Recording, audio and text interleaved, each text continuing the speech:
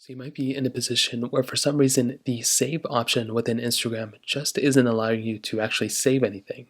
So if we go and make our way over to Instagram just like this, and let's say we have a photo like of this one, for example, with Kylie Jenner, and let's say we go ahead and add this post to our story.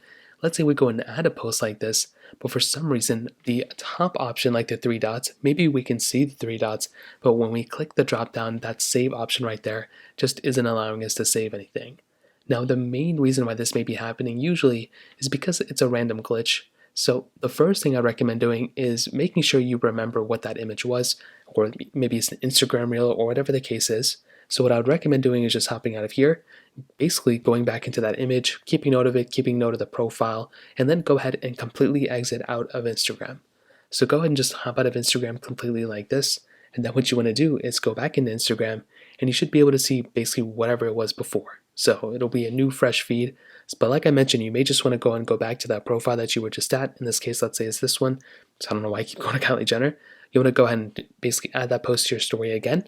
And you can go and click on the drop down and that save option should be there. If it is, then you're pretty much good to go.